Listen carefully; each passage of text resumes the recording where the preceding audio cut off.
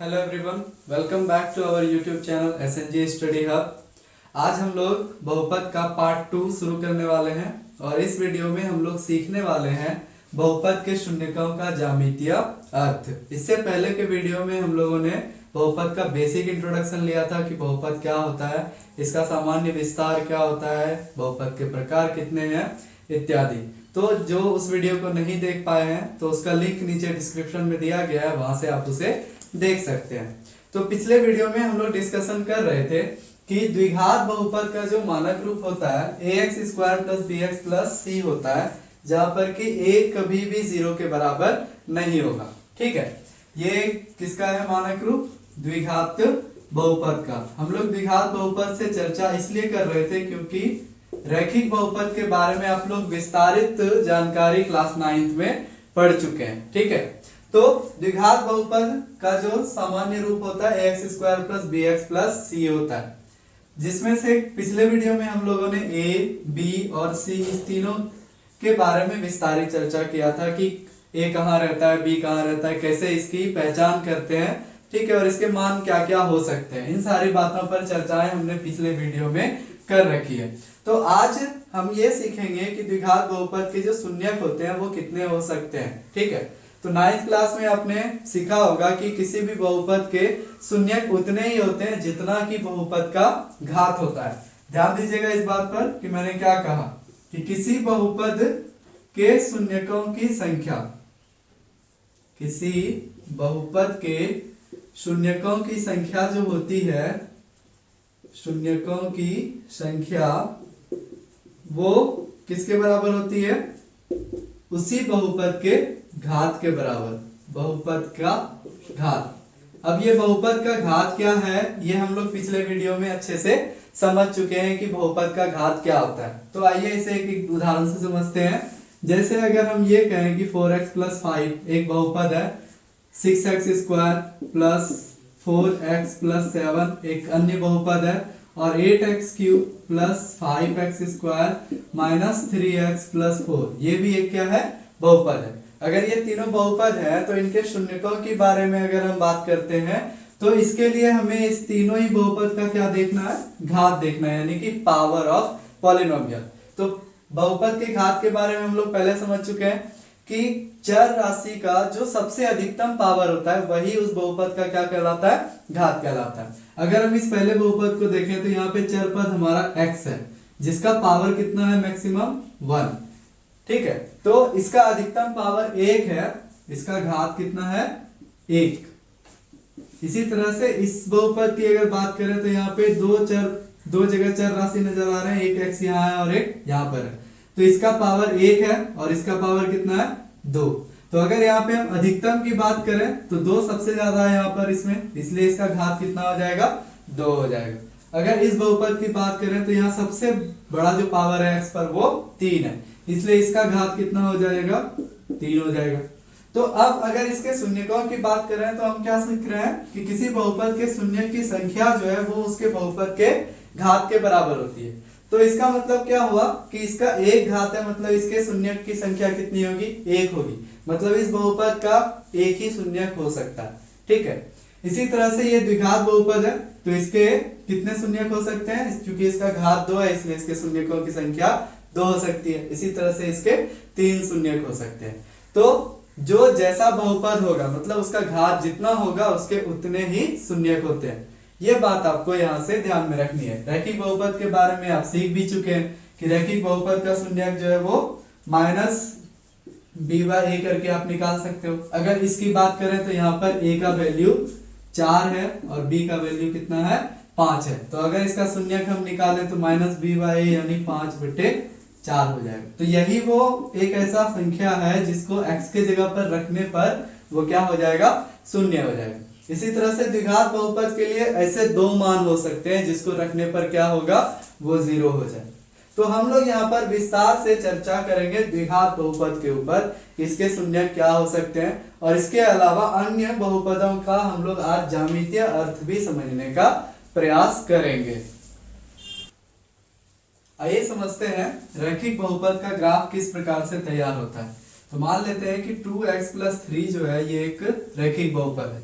तो अगर इसका हमें ग्राफ बनाना हो तो हम क्या करते हैं, ये मान लेते हैं कि y इज इक्वल टू क्या है 2x प्लस 3, ताकि हम x और y के बीच क्या स्थापित कर सकें, संबंध स्थापित कर सकें। ठीक है, तो हम लोग जानते हैं कि शून्य किसे कहते हैं, तो चर पद का वैसा मान जिसको रखने पर कि ये क्या हो जाए, जीरो हो जाए या शून्य हो जाए, उसी को हम x का क्या कहेंगे, शून्य कहेंगे। अब चूंकि हम y को 2x प्लस 3 के बराबर मान के रखे हैं, इसलिए y का मान जहां पर जीरो होगा उस बिंदु का x निर्देशांक ही इसका क्या कहलाएगा, शून्य कहलाएगा। ठीक है, क्योंकि x के जिस मान को रखने पे y हमारा क्या हो जाएगा, जीरो। इसके लिए क्या करते हैं, हम लोग एक तालिका बनाते हैं जिसमें x और y लेते हैं, x और y। अब अगर हम इस समीकरण में क्या करें, x का कुछ भी मान रखें तो इससे हमें y का कोई ना कोई वैल्यू मिल जाएगा। ठीक है, तो अगर हम यहाँ पे x का वैल्यू कितना रखते हैं, 1। ठीक है, x का वैल्यू अगर 1 रखे तो 2 1 का 2 और प्लस 3 यानी कि कितना हो जाएगा, y का वैल्यू 5 आ जाएगा। अगर हम यहाँ पे -1 रखते हैं x की वैल्यू, ठीक है, तो 2 1 का 2, ये माइनस में आ जाएगा, इसको आप सॉल्व करके देख सकते हो, +3 इज इक्वल टू -2 + 3 यानी कि 1। तो अगर हम x का वैल्यू -1 रखते हैं तो y का वैल्यू क्या होगा, 1 हो जाएगा। इसी प्रकार से अगर हम यहाँ पर x की वैल्यू 2 ले लेते हैं, ठीक है, तो 2 दूनी 4 और y प्लस में 3, तो 4 3 कितना हो जाएगा, 7। तो इस प्रकार से ये कुछ बिंदु हमें मिल जाएंगे। 1 5 एक बिंदु है, -1 दूसरा, और तीसरा पॉइंट क्या है, 2 और 7। अब इस तीनों पॉइंट को हम क्या करेंगे, अपने ग्राफ पर प्लॉट करेंगे। ठीक है, और प्लॉट करने के बाद हमें कुछ मिलेगा। तो जिस बिंदु पर y का मान कितना होगा, y का मान जिस बिंदु पर 0 होगा उसी बिंदु का जो x का वैल्यू होगा वही इस रैखिक समीकरण का क्या कहलाएगा, शून्य कहलाएगा। ठीक है, तो आइए देखते हैं। तो x की वैल्यू 1 है और y की वैल्यू 5 है, दोनों प्लस में। तो आप सभी जानते हैं कि प्लस और प्लस की संख्या वो प्रथम चतुर्थांश में आती है। ठीक है, माइनस और प्लस दूसरे में, तीसरे में माइनस और माइनस, और चौथे में क्या होता है, प्लस और माइनस। ये सब आप लोग पहले से सीखे हुए। तो प्लॉट अगर करें तो ये पहले क्वाड्रेंट में जाएगा, x का वैल्यू 1 और y का वैल्यू 5 अगर देखते हैं तो ये x हमारा 1 रहा और y ये हमारा 5, तो ये थोड़ा सा इधर आएगा और ये x1। तो इस प्रकार से ये पहला पॉइंट हमें मिल जाएगा। इसी तरह से दूसरा पॉइंट अगर प्लॉट करें -1 और 1 की, तो वो हमें यहाँ पर कुछ इस प्रकार से मिलेगा। और अगर 2 7 को प्लॉट करते हैं हम, तो 2 यहाँ पर है और 7 यहाँ पर। तो इस प्रकार से ये तीनों पॉइंट हमें मिल जाएंगे। अब अगर इन तीनों पॉइंट को हम क्या करें, स्केल के हेल्प से मिला लें, तो चूंकि ये मैंने अभी उतने अच्छे से नाप करके नहीं बनाया है, आप लोग जब इसे अच्छे से स्केल के हेल्प से नाप उप के बनाएंगे तो ये बिल्कुल आपको एक सीधी रेखा प्राप्त हो जाएगी। ठीक है, ऐसे भी आप लोग सीखे हुए हैं कि रैखिक बहुपद का ग्राफ जो बनता है वो कैसा होता है, एक सरल रेखा में प्राप्त होता है। तो इस प्रकार से आप देख पा रहे होंगे कि ये वो पॉइंट है जहां पर कि y का वैल्यू क्या होने वाला है, शून्य होने वाला है। कोऑर्डिनेट ग्राफ के बेसिक से आप जानते हैं कि x अक्ष पर, किस पर, x अक्ष पर जो है y का मान क्या होता है, शून्य होता है। कहीं भी अगर आप x अक्ष पर बिंदु को प्लॉट करते हो या लेते हो तो वहां पे y का वैल्यू क्या होगा, 0। तो ये जो एक सरल रेखा में प्राप्त हुई है इस समीकरण से, इसमें एक ये बिंदु है जो x अक्ष को क्या कर रहा है, प्रतिच्छेद कर रहा है। तो इसी पॉइंट पर y का जो वैल्यू होगा वो इसका क्या होगा, शून्य कहलाएगा। ठीक है, तो जो y का वैल्यू है वो यहाँ पे फिक्स है 0। तो इस बिंदु पर x का जो भी वैल्यू आएगा, ठीक है, 1 और 2 के बीच में है तो कुछ ना कुछ होगा, 1 2 के बीच में, तो वो जो भी वैल्यू होगा माइनस में, यानी कि अप्रॉक्स बीच में, तो -1.5 हो सकता है या कुछ भी। ठीक है, तो जैसे यहाँ पे अगर हम 1.5 माइनस का रखते हैं तो 2 × -1.5 + 3 कितना हो जाएगा, -3 + 3 यानी कि 0। तो इसलिए हम कह सकते हैं कि यहाँ पर x का वैल्यू कितना होगा, -1.5 हो जाएगा। ठीक है, तो ये तो हो गया किसका, रैखिक बहुपद का ग्राफ। तो ग्राफ के लिए हम लोग क्या करते हैं, जिस पॉइंट पर ये शून्य का आता है उसे लिखते हैं और फिर जितने पॉइंट हमने लिए हैं उसका कोऑर्डिनेट लिखते हैं। तो ये 2 7 हो गया, ये कितना है हमारा 1 और 5, और ये पॉइंट जो है ये पॉइंट हमारा -1 और 1, ठीक है। और ये जिस समीकरण से प्राप्त होता है उस समीकरण को आप इस लाइन पर कहीं पर भी लिख सकते हैं, y = 2x + 3। तो इस प्रकार से रैखिक बहुपद का ग्राफ आप लोग बनाने पहले से भी सीखे हुए हैं। तो आप देख सकते हैं कि रैखिक बहुपद का ग्राफ जो है वो x अक्ष को केवल एक बिंदु पर प्रतिच्छेद करता है। कितने बिंदु पर? एक बिंदु पर। और ये एक बिंदु पर इसलिए प्रतिच्छेद करता है क्योंकि रैखिक बहुपद के शून्यकों की संख्या कितनी है? एक होती है, ठीक है। तो इसी प्रकार से अगर हम लोग द्विघात बहुपद का ग्राफ तैयार करेंगे तो अब आप समझ सकते हैं कि वो दो बिंदुओं पर प्रतिच्छेद करने वाला है। कितने बिंदुओं पर? अगर उसके शून्यक के मान अलग अलग होंगे तो वो दो बिंदुओं पर प्रतिच्छेद करेगा, और अगर उसके शून्यकों का मान एक ही होगा तो वो केवल एक बिंदु पर ही x अक्ष को प्रतिच्छेद करेगा। आइए देखते हैं द्विघात बहुपद का ग्राफ किस प्रकार से तैयार होता है और उसके क्या क्या मतलब होते हैं। तो इससे पहले कि हम लोग द्विघात बहुपद का ग्राफ देखें, हम लोग द्विघात बहुपद के शून्य के बारे में थोड़ा और समझ बना लेते हैं, ठीक है। तो द्विघात बहुपद के शून्य के बारे में हम लोग समझ चुके हैं कि द्विघात बहुपद का जो मानक रूप होता है x² + bx + c, तो चूंकि इसका मैक्सिमम पावर 2 है इसलिए इसके शून्य कितने होंगे? 2 होंगे, ठीक है। इसके 2 शून्यक होंगे। तो अब ये जो 2 शून्यक होंगे यानी 2 संख्याएं निकलेंगी। तो अब ये 2 संख्या निकल रही है इसलिए यहाँ पर कुछ अलग अलग परिस्थितियां उत्पन्न होती है। पहला, जैसे अगर इसके शून्यक को हम लोग मान लें कि इसका एक शून्यक अल्फा है और दूसरा शून्यक क्या है? बीटा। ये चिन्ह आपको ध्यान में रखना है। तो ये जो संकेत है इसे हम लोग क्या कहते हैं? अल्फा कहते हैं, और ये जो संकेत है इसे हम लोग क्या कहते हैं? बीटा कहते हैं, ठीक है। तो अल्फा बीटा जो है वो अलग अलग परिस्थितियों में अलग अलग हो सकते हैं। कहने का मतलब कि कभी कभी ऐसा हो सकता है कि अल्फा और बीटा दोनों का मान क्या होगा? अलग अलग आएगा, यानी दो अलग अलग शून्यक आएंगे। तो कभी कभी ऐसा भी हो सकता है कि ये अल्फा और बीटा का वैल्यू क्या हो? आपस में एक जैसा हो, यानी बराबर हो। कभी ऐसी भी परिस्थितियां हो सकती हैं कि अल्फा और बीटा एक जैसे आए, ठीक है। तो अब वो परिस्थितियां कब आती है नहीं आती है ये हम लोग आगे सीखेंगे, लेकिन अभी आपको ये ध्यान में रखना है कि द्विघात बहुपद के शून्यक आ भी सकते हैं, नहीं भी आ सकते हैं। अगर आएंगे तो अलग अलग आ सकते हैं या एक जैसे आ सकते हैं, ठीक है। तो इन तीनों परिस्थितियों में द्विघात बहुपद का ग्राफ जो होता है वो अलग अलग बनता है। तो उसी चीज को हम लोग समझने का प्रयास करेंगे। तो मान लीजिए कि एक हमारा बहुपद है px x² - 3x - 4। अगर हम लोग इस पर विचार करें तो इसका ग्राफ किस प्रकार से हम तैयार कर सकते हैं? तो इसमें भी सेम वही प्रोसेस। यहाँ पर हम लोग मान लेंगे कि y = क्या है?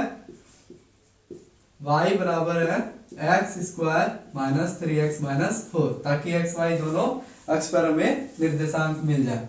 तो अब करना क्या है? हमें एक तालिका तैयार करनी है x और y के लिए, ठीक है। x और y के लिए एक तालिका तैयार करेंगे हम लोग। ये हमारा समीकरण हो गया। x y कुछ वैल्यूज लेंगे x की, जिसके हेल्प से हमें y मिल जाएगा। तो अगर हम x का वैल्यू -1 लेते हैं तो इसका मान किस प्रकार से प्राप्त होगा हमें? तो y = -1 का स्क्वायर -3 इंटू -1 -4, यानी -1 का स्क्वायर करेंगे 1 हो जाएगा, माइनस माइनस प्लस, और फिर ये -4। तो 4 में 4 घट गया, कितना हो गया? 0। यानी अगर हम x का वैल्यू इस समीकरण में -1 रखते हैं तो y कितना हो जाएगा? 0 हो जाएगा। और अगर 1 रखें तो 1 का स्क्वायर 1 -3 और -4, यानी 1 -3 -4। तो -7 में अगर 1 जोड़े तो वैल्यू हमारा कितना आएगा? -6। तो इसका मतलब क्या हुआ कि अगर x के जगह 1 रखते हैं हम लोग तो वैल्यू हमारा -6 आने वाला है। इसी प्रकार से अगर हम लोग 2 रखेंगे यहाँ पर इसके जगह, तो 2 का स्क्वायर 4 -3 2 जा 6 और -4, तो -10 में 4 जोड़ेंगे यानी फिर से हमारा वैल्यू -6 आ जाएगा। तो अगर हम लोग 2 रखते हैं x का वैल्यू तो ये -6 हो जाएगा। अगर 4 रख के देखें इसमें 4, ठीक है, तो 4 का स्क्वायर -3 × 4 -4, तो 4 4 जा 16 -12 -4 यानी 16 -16 हो जाएगा, यानी फिर से 0। तो अगर हम लोग 4 वैल्यू रखते हैं तो इसका वैल्यू कितना आ रहा है? 0 आ रहा है, ठीक है। और अगर -2 वैल्यू लेके देखें हम लोग, कोई भी वैल्यू ले सकते हैं, आपकी मर्जी, बस आपको ध्यान ये रखना है कि आपका वैल्यू जल्दी बाय में या डेसिमल में ना जाए, क्योंकि वो संख्याएं आपको ग्राफ पर दिखाने में थोड़ा क्या होंगी? मुश्किल लाएंगी। ठीक है, तो अगर हम यहाँ पे -2 वैल्यू ले लेते हैं इसका, तो देखते हैं कि इसका सॉल्यूशन क्या आता है हमारे सामने। तो अगर -2 वैल्यू रखते हैं हम लोग, तो -2 का स्क्वायर -3 × -2 -4 यानी 4 + 6 -4 यानी 4 4 कैंसिल हो गया, यानी वैल्यू कितना आ जाएगा 6 आ जाएगा। यानी x का वैल्यू -2 लेते हैं तो y हमारा 6 आता है। तो इस प्रकार से हमें एक तालिका प्राप्त हो जाती है, आप कोई भी वैल्यू ले सकते हैं। ठीक है, इस रूप में। अब इस अंकों को हमें क्या करना है, ग्राफ पर प्लॉट करना है। तो आइए देखते हैं कि ग्राफ पर इसका प्लॉटिंग कैसे होगा। तो आइए देखते हैं अब इसका ग्राफ पर हम कैसे निरूपण करेंगे। तो सबसे पहला पॉइंट जो हमारा है, x का वैल्यू -1 और y 0। तो x -1 यहाँ आएगा और y 0 मतलब सेम इसी अक्ष पर रहेगा ये बिंदु। ठीक है, इसके बाद अगर दूसरा देखें तो 1 और -6, तो 1 x प्लस में है और y माइनस में, यानी ये दूसरा पॉइंट हमारा यहाँ पर आ जाएगा। ठीक है, तीसरा पॉइंट 2 - 6, तो 2 यहाँ है और -6, फिर से ये सेम टू सेम थोड़ा नीचे यहाँ पर। इस प्रकार से चौथा पॉइंट प्लॉट कर लेंगे 4 और 0, तो 4 हमारा यहाँ है और 0 यहीं पर आएगा। पांचवा पॉइंट जो हमारा है -2 6, तो -2 ये रहा और 6 यहाँ ऊपर, तो अगर ऊपर हम लोग आ जाते हैं तो ये पॉइंट यहाँ आ जाएगा। तो इस प्रकार से हमें अलग अलग जगह पर ये पॉइंट देखने को मिल रहा है। तो अब अगर इनका हम मिलान करते हैं, सभी पॉइंट्स को अगर हम मिलाएंगे तो हमें एक आकृति प्राप्त हो जाएगी। ठीक है, आप देखिए ध्यान से कैसे मैं इसे मिला रहा हूँ।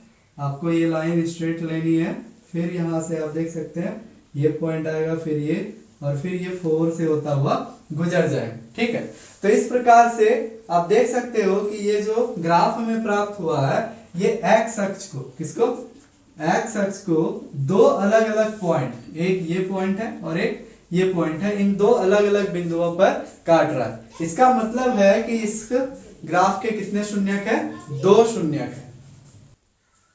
तो इस प्रकार से आप समझ सकते हैं कि द्विघात बहुपद का ग्राफ जब भी बनेगा तो उसकी एक स्थिति ऐसी होगी कि आपको दो अलग अलग बिंदु एक्स अक्ष पर कहीं प्रतिच्छेदित होते हुए नजर आएंगे। तो जब ऐसा ग्राफ बनता है तो इसका मतलब होता है कि द्विघात बहुपद जो दिया गया है आपको, उसके दो अलग अलग शून्यक है। ठीक है, तो इस बिंदु पर x का जो वैल्यू है, ठीक है, y तो 0 है यहाँ पे और x का वैल्यू यहाँ कितना है, -1। इस बिंदु पर अगर देखें तो y तो 0 है ही और x का वैल्यू कितना है, 4।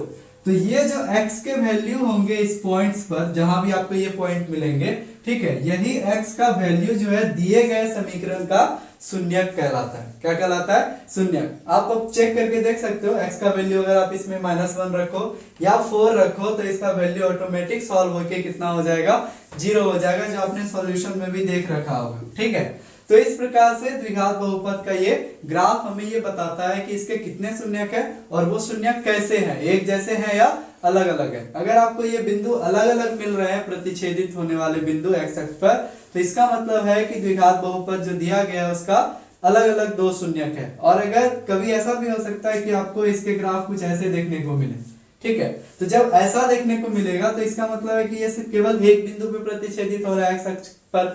तो इसका मतलब है कि इसके जो दो अलग अलग शून्यक है वो अलग नहीं है, बल्कि उनका मान एक ही है। ठीक है, उनका मान क्या है, एक ही है। जो इस बिंदु पर x का वैल्यू होगा वही उसके दोनों शून्यक है। ठीक है, तो कभी ऐसा भी परिस्थिति आपको देखने को मिल सकता है कि किसी एक ही बिंदु पर प्रतिच्छेदित होके जाए। तो कभी ऐसा भी हो सकता है कि आपका ग्राफ ऐसा बने या फिर आपका ग्राफ ऐसा ही रह जाए।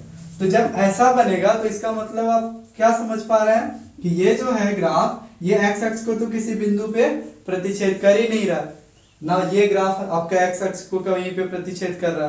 तो जब ऐसी परिस्थितियां होती है तो उस परिस्थिति में दिए गए द्विघात बहुपद का कोई शून्यक नहीं होता। क्या होता है, कोई शून्यक नहीं होता है। तो ये तीन परिस्थितियां हो सकती है किसमें, द्विघात बहुपद के ग्राफ में। ठीक है, अब हम लोग इन तीनों परिस्थिति को अलग अलग करके अच्छे से समझ लेते हैं।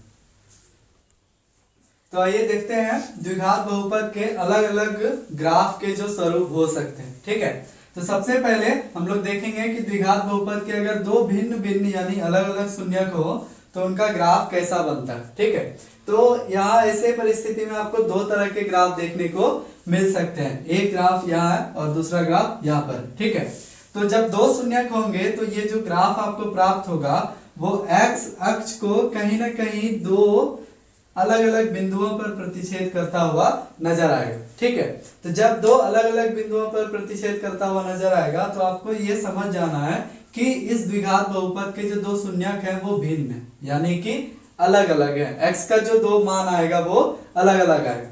तो ये ग्राफ आपको इस रूप में भी देखने को मिल सकता है, यू शेप में, या फिर उल्टा यू के शेप में भी आपको देखने के लिए मिल सकता है। तो ये ग्राफ कब ऐसे बनेंगे, कब ऐसे बनेंगे, ये सब चीजों के बारे में आप हायर क्लासेस में विस्तार से पढ़ेंगे। दूसरी जो स्थिति हो सकती है वो ये हो सकती है कि द्विघात बहुपद के दो समान शून्यक हो, यानी कि बराबर। x के जो दो मान निकले वो दोनों ही मान आपस में क्या होंगे, बराबर आएंगे। ठीक है, तो जब समान शून्यक होगा तो उसका ग्राफ आपको कुछ इस प्रकार से देखने को मिलेगा, मतलब वो x अक्ष को केवल एक ही बिंदु पर प्रतिच्छेद करेगा। अब ये जरूरी नहीं है कि हमेशा ऐसा ही ग्राफ बनेगा, ग्राफ आपका कैसा भी हो सकता है, बस आपको ये ध्यान रखना है कि वो केवल एक बिंदु पर x अक्ष को प्रतिच्छेद करेगा। ठीक है, तो जब ऐसा ग्राफ आपको देखने को मिले कि x अक्ष को केवल एक बिंदु पर ही प्रतिच्छेद किया जा रहा है, तो उस प्रकार के द्विघात बहुपद के शून्यक जो होंगे वो कैसे होंगे, एक जैसे होंगे। ठीक है, और जब कोई शून्यक नहीं होगा बहुपद का तो उसका ग्राफ x अक्ष को एक भी बिंदु पर प्रतिच्छेद नहीं करेगा, मतलब वो x अक्ष से अलग ही रहेगा। तो इस प्रकार से आप ये समझ सकते हैं कि किसी भी बहुपद का ग्राफ x अक्ष को जितनी बार प्रतिच्छेद करेगा, x अक्ष को जितनी बार प्रतिच्छेद करेगा उस बहुपद के उतने ही शून्यक होंगे।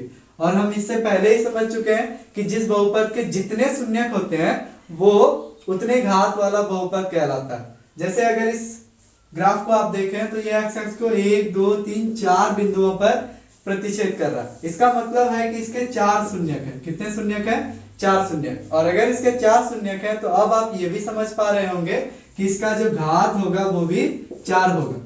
और अगर ये एक ऐसे बहुपद का ग्राफ है जिसका घात 4 है तो उसे हम चतुर्घात बहुपद कहेंगे।